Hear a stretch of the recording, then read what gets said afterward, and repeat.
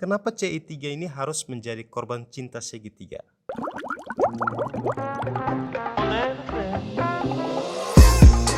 Hai, Chemster Lab di sini, dan ini adalah kuliah online kimia organik dengan materi karbanion bagian 2. Di video bagian 2 ini, teman-teman akan mengenal beberapa reaksi enolat dengan elektrofil. Di antaranya ada halogenasi dengan basa, halogenasi dengan asam, alkilasi ester malonat, dan yang terakhir adalah alkilasi asetoasetat. Karena materinya sangat panjang, maka reaksi-reaksi carbonyl condensation dengan 8 macam reaksi ini akan Chemster bahas di video bagian 3. Tapi sebelum kita lanjut ke kuliahnya, Chemster butuh bantuan teman-teman nih untuk mendukung Chemster Lab agar terus berkembang hanya dengan cara subscribe dan jangan lupa tekan tombol lonceng agar teman-teman selalu update informasi terbaru dari Chemster Lab.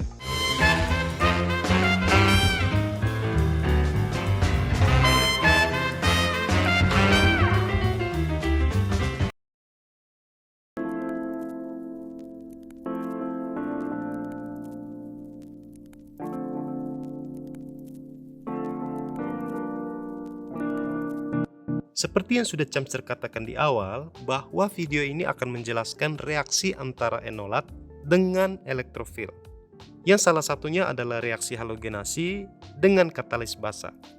Halogenasi merupakan reaksi untuk memasukkan halogen ke dalam suatu molekul. Sebagai contoh, ini adalah propiofenon yang sering dipakai sebagai bahan untuk sintesis molekul obat. Karena wanginya yang manis, senyawa ini tidak jarang dipakai sebagai salah satu komponen dalam parfum. Dalam reaksi ini, propiofenon ditambahkan dengan basa OH. OH bisa datang dari NaOH, KOH, dan molekul-molekul lain yang ada OH-nya. Nah, di sini terjadilah reaksi deprotonasi, yaitu keluarnya hidrogen dari molekul karena basa ini menyerang hidrogen alfa. Masih ingat ya keasaman hidrogen alfa di video 1? Nah, karena hidrogen alfa ini keluar dari molekul, maka terbentuklah enolat. Dan teman-teman bisa lihat ada karbanion di sini. Kemudian langkah selanjutnya adalah enolat ini kita reaksikan dengan halogen. Kebetulan di sini adalah Br2, maka karbanion ini langsung melakukan penyerangan nukleofilik ke Br yang bermuatan positif. Sehingga atom Br kini sudah masuk ke dalam molekul. FYI, for your information, serangkaian reaksi halogenasi ini dapat terjadi berulang-ulang kali, sehingga halogen dapat masuk lebih dari satu kali ke dalam molekul yang sama. Ini yang disebut dengan polisubstitusi. Sebagai contoh molekul hasil halogenasi tadi kita tambahkan dengan basa OH, sehingga terjadi deprotonasi lagi, dan penyerangan nukleofilik lagi sama seperti reaksi yang di atas. Hasilnya adalah atom Br yang baru masuk ke dalam molekul, sehingga di sini terlihat ada 2 Br di sini.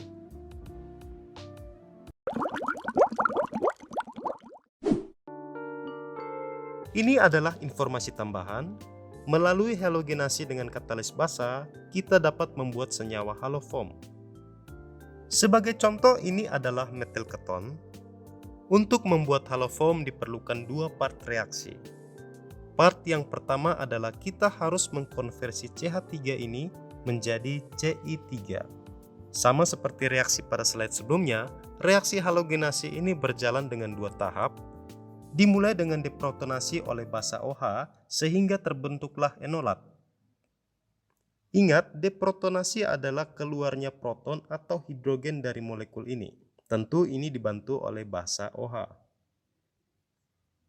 Nah, setelah menjadi enolat, reaksi ini dilanjutkan dengan penyerangan nukleofilik oleh karbanion ke halogen I2, sehingga atom I masuk ke dalam molekul.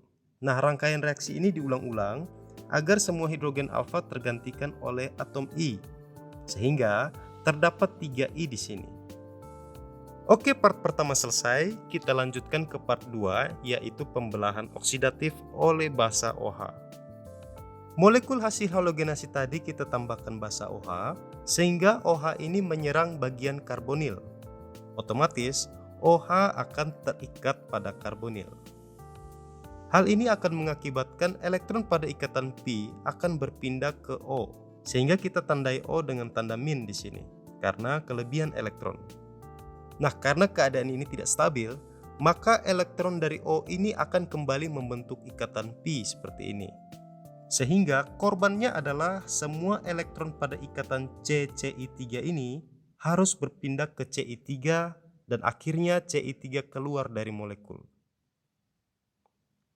Pertanyaannya adalah, kenapa Ci3 ini harus menjadi korban cinta segitiga? Hanya karena si OH ini masuk. Jawabannya adalah, karena karbon ini harus memenuhi aturan oktet. Sederhananya, karbon hanya bisa mengikat maksimal 4 ikatan. Bayangkan saja kalau semuanya terikat ke karbon. Ada ikatan rangkap ke O, ikatan ke R, ikatan ke OH, dan ikatan ke Ci3 yang totalnya ada 5 ikatan. Ya sudah pasti karbon ini dilema karena hanya boleh mengikat maksimal 4 ikatan. Kasihan juga ya si karbon. Apa kamu pernah senasib dengan karbon ini? Curhat di kolom komentar ya. Baik, langkah terakhir dari reaksi ini adalah Ci3 yang keluar tadi mengambil hidrogen ini sehingga terbentuklah iodoform. Ini merupakan senyawa haloform.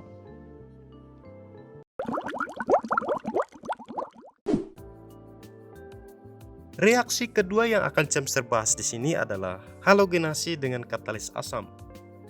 Halogenasi jenis ini akan berlangsung dalam 2 part. Yang pertama adalah tautomerisasi ke bentuk enol. Sebagai model kita pakai aseton yang sering dipakai sebagai penghilang kuteks. Langkah pertama adalah reaksi protonasi oleh katalis asam.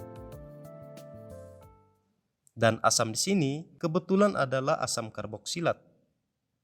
Protonasi adalah proses masuknya hidrogen ke dalam molekul ini.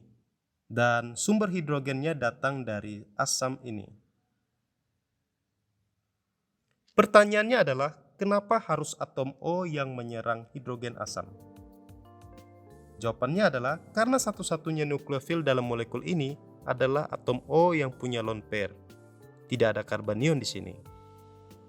Nah, masuknya hidrogen ke atom O membuat atom O ini menjadi kekurangan elektron sehingga ditulis plus di situ. Inilah saat-saat atom menderita karena ini merupakan keadaan yang tidak stabil. Nah, kesempatan ini diambil oleh anion karboksilat tadi untuk menyerang hidrogen alfa dari molekul. Hasilnya, elektron dari hidrogen ini berpindah membentuk ikatan rangkap karbon dan elektron pada ikatan pi ini berpindah ke atom O, sehingga dapat mengisi kekurangan elektron pada atom O tadi. Kini tanda plus pada atom dapat kita hapus karena atom O sudah tidak lagi menderita kekurangan elektron. Hasil akhir dari serangkaian reaksi ini adalah terbentuknya suatu enol. Kalau sudah begini, kita lanjutkan ke part 2, reaksi antara enol dengan halogen. Kalau seperti ini, sudah pasti nukleofil dengan ikatan rangkap ini akan menyerang elektrofil Br, dan atom Br ini akan masuk ke dalam molekul. Akibatnya, untuk menstabilkan karbon, maka mau tidak mau atom O ini harus memberikan elektronnya untuk membentuk ikatan pi, sehingga atom O kembali menderita kekurangan elektron, dan kita tandai plus. Nah, kesempatan ini diambil oleh Br- untuk melakukan deprotonasi sehingga hidrogen terlepas dari atom O. Dan elektron dari hidrogen ini sudah pasti berpindah ke atom O untuk mengisi kekurangan elektron tadi. Nah, kita sampai di akhir hasil reaksi. Dari serangkaian reaksi ini kita mendapatkan halogen masuk ke dalam molekul, tepatnya di karbon alfa. Perlu dinot bahwa halogenasi dengan katalis asam ini unik karena halogen hanya bisa masuk 1 kali, tidak seperti pada slide sebelumnya. Ini adalah kesimpulan dari reaksi-reaksi yang sudah Cemster bahas tadi. Kalau halogenasinya dengan katalis asam, maka produknya berupa monosubstitusi. Kalau pakai katalis basa, maka produknya berupa polisubstitusi, yang artinya halogen dapat masuk berkali-kali. Dan kalau halogenasi dengan katalis basa ini kita tambahkan basa OH lagi, maka akan terbentuk senyawa haloform.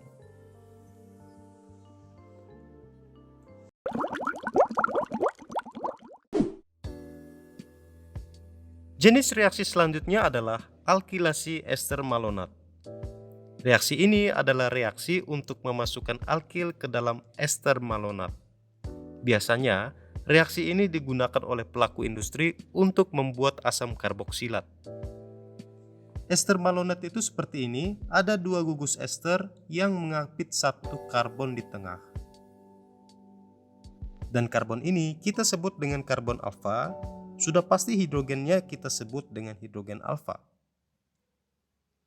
Perlu diketahui bahwa reaksi alkilasi ester malonat ini terdiri dari 4 part.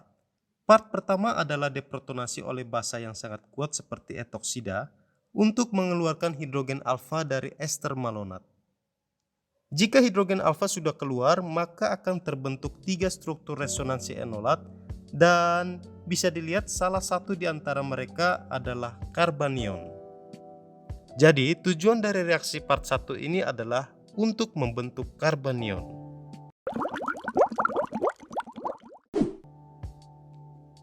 Part kedua adalah alkilasi melalui penyerangan nukleofilik oleh karbanion ke alkil.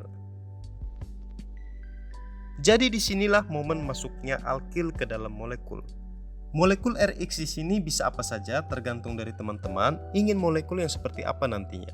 Intinya ada halogen yang terikat pada rantai karbon.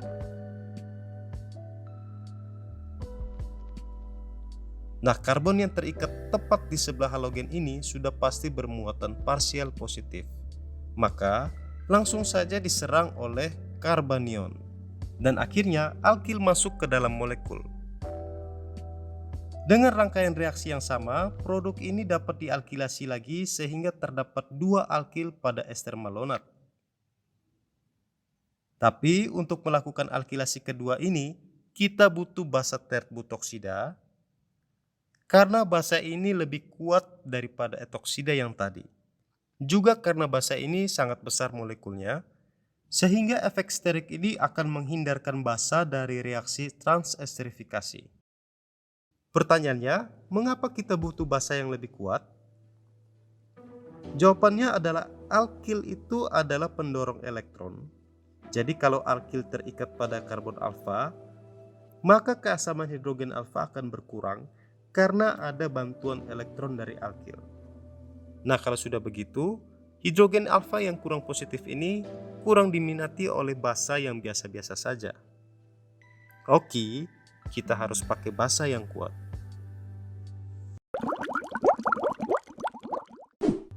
Ini merupakan reaksi tambahan jika kamu ingin membuat asam karboksilat. Part 3 adalah hidrolisis, yaitu penguraian oleh air, sehingga gugus OET ini bisa keluar dari molekul. Dan teman-teman bisa lihat di sini, gugus OET tergantikan oleh OH. Langkah terakhir part 4 ini adalah dekarboksilasi, yaitu keluarnya karbon dioksida dari molekul. Jadi cukup hanya dengan memanaskan molekul ini, maka akan terbentuk asam karboksilat dan gas CO2 sebagai hasil sampingnya. Nah, teman-teman bisa pause video ini sejenak untuk mempelajari bagaimana caranya CO2 keluar dari molekul.